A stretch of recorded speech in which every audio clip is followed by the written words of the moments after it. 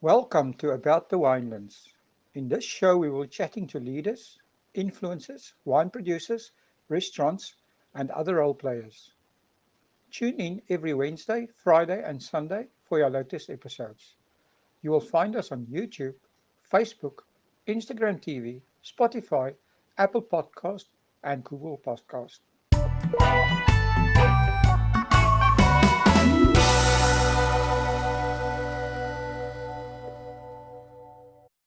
Hi, everyone, and welcome back to About the Winelands. Today, we are talking to Gizelle Coetzee. Gizelle is the sales and marketing manager, as well as the winemaker at Mellasat Vineyards. Hi, Gizelle. I will. Thank you very much. It's nice to chat with you. It's our pleasure. Tell me, can you tell us a little bit about yourself and how you became involved in the wine industry? Yes, well, I was born in Johannesburg, quite away from the winelands, but we always had wine in the house, and you kind of get curious about how wine is made, and we always came to the Cape for holidays. And when the Cape Doctor blew, we ended up at wineries tasting wine. And in those days, a lot of the winemakers and owners of the farms used to present the tastings. And this was so wonderful. And I loved the whole vibe about the industry. So eventually I started doing some wine courses in Johannesburg. And every holiday I spent in the Cape. And I completed my Cape Wine Academy Diploma 2 in those days. I didn't have the WSET courses then. I met my husband and we moved to Germany, and I became a wine consultant in Germany. And that really opened the world of wine to me. I was working in this wonderful shop, and we had over 1,200 different wines from all over the world. And my manager in those days said, "You can't sell a wine unless you know how it tastes." So we did quite a bit of tasting from everything, from white, rosé, bubbly, reds, anything. But eventually I came back to South Africa, and I met a winemaker that invited me to come and harvest for a couple of days. And then I decided, well, this is what I want to do. I want to make wine. I don't just want to drink it. And I enrolled at Elsenburg, and I completed my studies in 2013. And since then, I've been loving what I'm doing, making wine, and then obviously selling wine, and also doing the marketing side.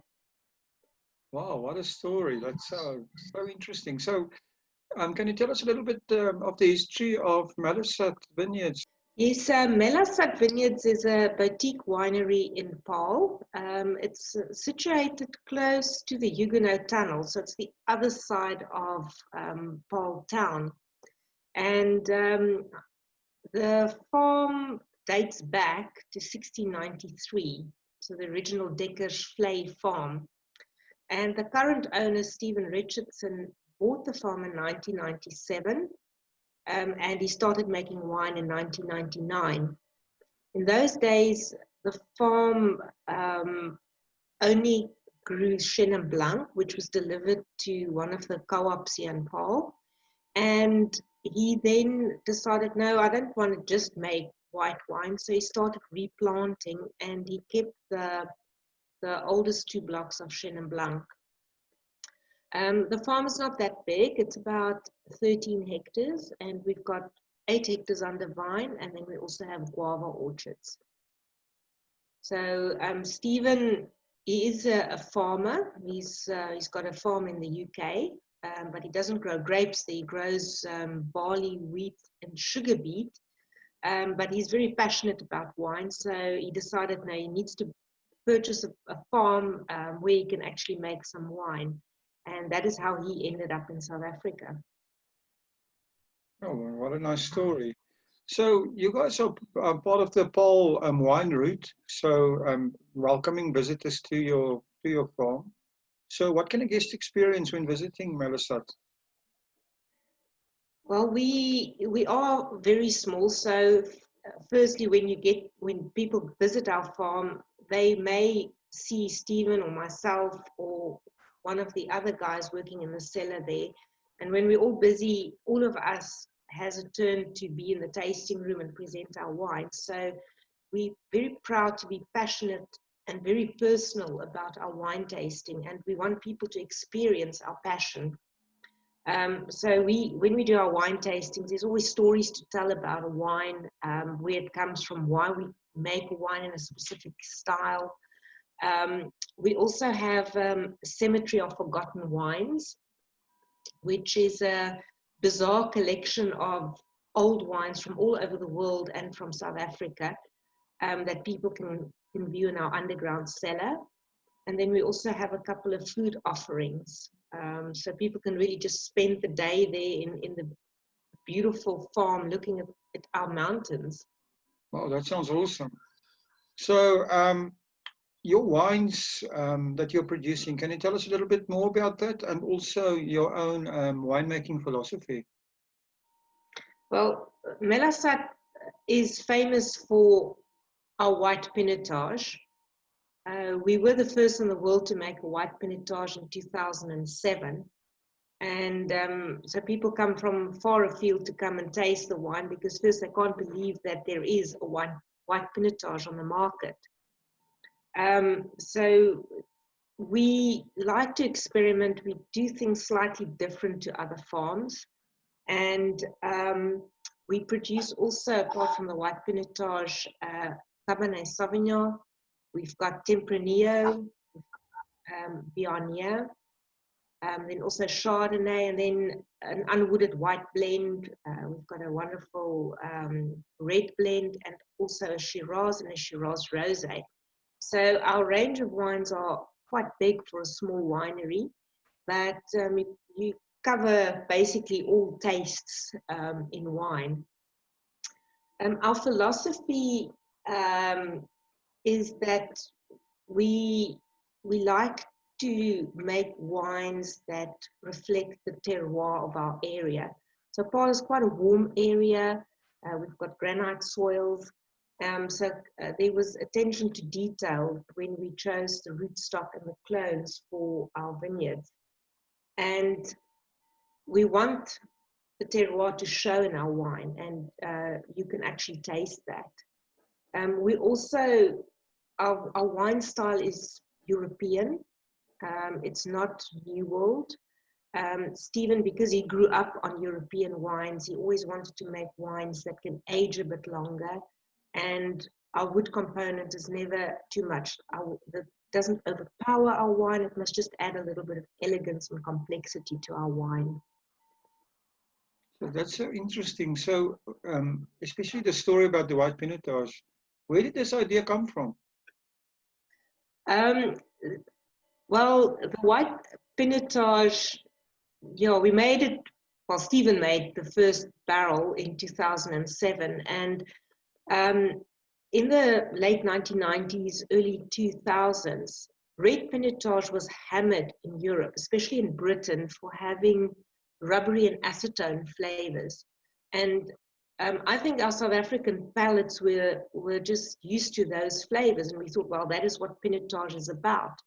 But the British wine connoisseurs said, no, that is a wine fault. And a lot of research was done on that, and it is actually a winemaking fault. But Stephen's train of thought was in those days, well, those flavors are on the skins of the grapes. So if I eliminate the skin, let's see what happens. So he made the one barrel and he sold it at a wine show in Joburg, the content of that barrel. So thought, well, maybe there's a market for this. And then slowly he increased the production. And since 2012, we haven't produced red Pinotage. What an amazing story. So where are your wines sold? Mostly in South Africa, I presume, or are you exporting? Both really. Locally, our wines are available in more specialist wine shops. We also, it's also available in the Eastern Cape, where we're doing quite well with our wine. Also in Gauteng. And then we're not really in big supermarkets because our production is too small. We produce about 40,000 bottles a year, so that has to cover our local market and exports. And our exports are mainly to Europe, so we're looking at Germany. We just sent a shipment during lockdown to the Netherlands, which safely arrived earlier this week, and then to Denmark, and then also the UK, then a little bit to the US, and we've also exported to Argentina. Wow, that's quite interesting. Exporting to Argentina. I didn't expect that. Yes. You're actually the first winery I've spoken to that's actually mentioned that. So that's quite something for the books. So you mentioned a little bit about the, sorry, did you want to say something about the Argentina stuff? Yeah, that was an interesting one, because from there our wines eventually ended up in Peru as well. So we've been in touch with some sommeliers and wine shops in South America because of that one export to Argentina, the original one. I quickly want to share something exciting. I have heard via the grapevine that the Fishwives Club will be launching a new lifestyle club soon. If you have not heard of the Fishwives Club yet, just know that you are probably missing out on the sexiest wine label out there. To stay in the loop, please quickly go and follow them on Instagram. The Instagram handle is @thefishwivesclublifestyle. Let me repeat that, @thefishwivesclublifestyle. Now, on with the show. So you mentioned the lockdown, and we know that the coronavirus has forced almost everyone to rethink their business models. Do you guys have any changes or any new ideas in place? Well, this whole lockdown influenced everyone, and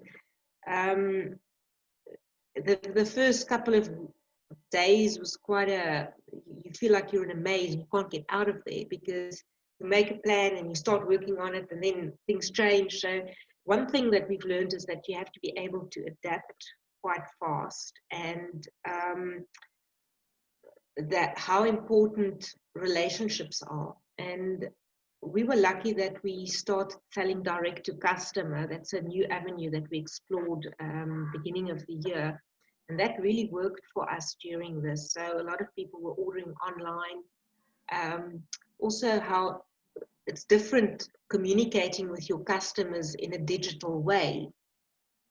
So now you have to really rely on social media to get your message across. People can't taste your wine, so you have to kind of tell a story and make it a little bit visual. So we developed a social media plan, which was kind of in the pipeline, but we had to put it together quite fast to just reach our customers all over the place.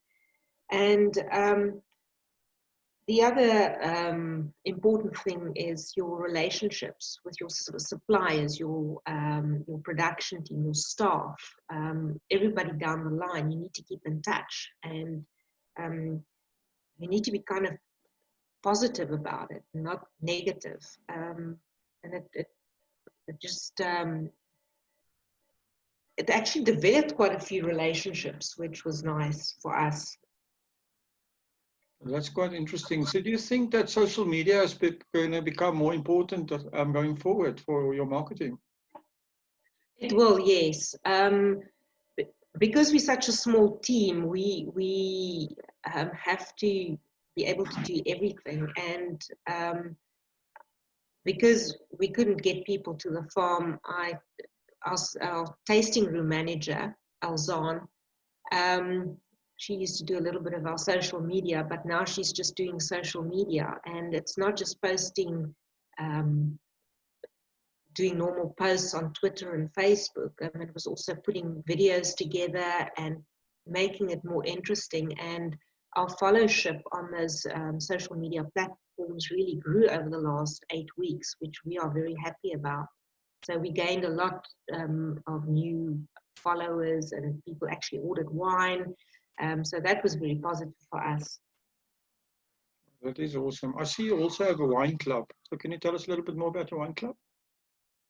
Yes, the wine club started about 2013, and it is expanding at the moment, and it's nice that people join.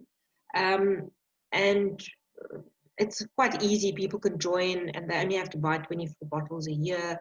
But we also have a wine club day. So if people order the allocated amount of wines, we invite them to that to the farm, and basically we entertain our clients where we will launch new wines, and they will get access to some of the experimental wines which is not for sale in the trade. Um, so we try to keep it very interesting for the wine club. And we've got quite a few members all over the country. It's not just here in the Western Cape. So in future, because of now all of this as well, we were thinking to not just having an open day at the farm, but also do it in the various provinces where we can invite our wine club members to come and join us and meet us and taste some new wine. I think that's a clever idea, because I think the local market for everybody is going to become so much more important with possible tourist restrictions as well. Yes, and apart from that, because I travel quite a lot, and Stephen as well, the owner, we go to these areas so they can come and basically meet the winemaking team. And it's not just a marketing person or a local agent that comes and do the wine tastings. It's actually some people from the farm, which I found over the years actually works quite well to promote your product, not just to rely on your local agent or representative. Yeah, I think that personal touch, Matt, for every brand are starting to matter so much more, um, in your modern day, and especially now that people are, like you said, things like social media to actually engage with your customers is becoming an art. It is, and it's becoming more difficult because there's so much competition out there.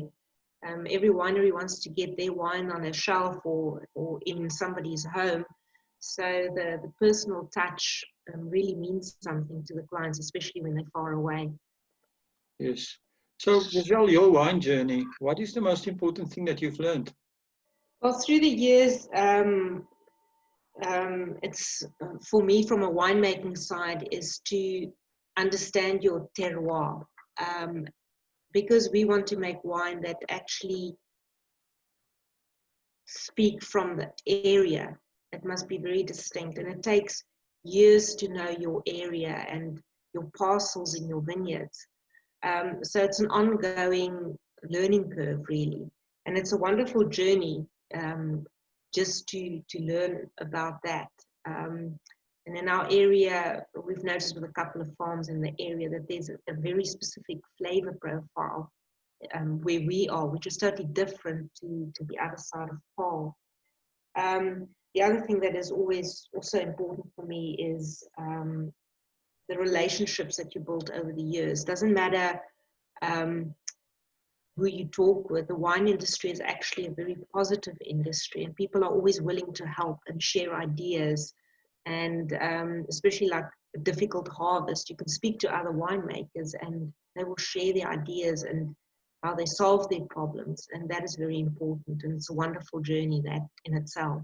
Yeah, I agree with you. The one thing I've learned by interviewing a lot of winemakers and people in the industry over the last few weeks is that the wine industry seems to be extremely collaborative. People are not shy to work together and to take hands.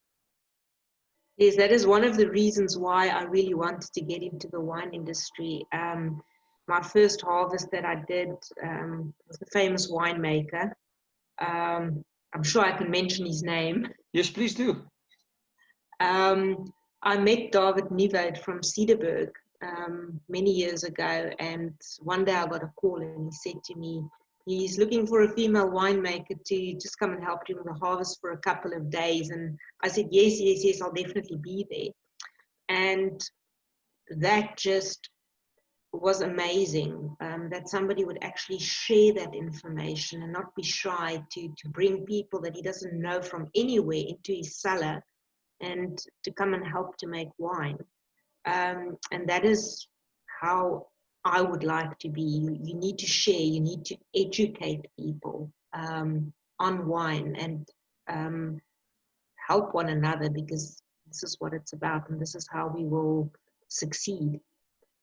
So are you finding that young people are, the younger generation are interested in wine and the industry? Yes, not as much as when I was younger, but there's a lot of young people that will come and talk and say, what is it like? What is the industry like? Is there a future in the industry? But I find that young people are probably a little bit more careful in what they drink. I mean, the whole trend is changing. So it means that we also have to adapt to what the young people are looking for and what they are drinking. But from a job perspective in the wine industry, it's very diverse. You don't necessarily have to make wine. You can be in marketing. You can be in one of the other industries that supplies the wine industry, like barrel suppliers, like suppliers that supply all the products for winemaking, yeast, and all those things. It's very interesting. So you don't have to physically get dirty and work these long hours during harvesting. And I don't think people understand this actual size of the wine industry. I think that's very, very true. So the question I ask to everyone is to actually give us a wine quote. So can you give us your own wine quote or your favorite wine quote? There's one that has been in our tasting room now for many years, and it's not a philosophical one. It's a little bit more like a joke, but I love that. It says, "Of course, size matters. Nobody wants a small glass of wine." And in these days, I think now that we can drink wine again, it's very important to have a nice glass of wine, but drinking responsibly. That's an awesome quote. I love it. Thank you. It's been such a pleasure talking to you and interesting. So thank you very, very much to spend the time. If people are looking for you guys, how do they find you? Well, on our website, people can visit our website. The website is www.mellasat.com. And the directions are on there. Our email is on there. They can phone us, they can email us on social media. So we're on Instagram, Twitter, and Facebook. And our tasting room is open, well, under normal circumstances, 7 days a week. And we welcome everybody to come and visit us and experience our personal and passionate attention. We're a small team, and you'll probably see Stephen or myself there. And yeah, I would love to see everybody out there. That's awesome. And at the moment, your online shop is open for business, right? Yes, people can go to our website or Cellar Direct. Okay, that's awesome. Gizelle, it's been such a pleasure talking to you. Thank you very, very much for spending the time. I know you're busy, and I'm sure people will appreciate the information. Thank you so much. No, thank you, Will. I appreciate chatting with you. It was very nice chatting to you, and I hope to see you at the farm soon. Absolutely. Thank you for supporting our show. If you would like to get more exposure for your business, please have a look at our sponsorship options. Thanks again for supporting About the Winelands. Please follow us on YouTube and on our social media channels. All details and links are in the description.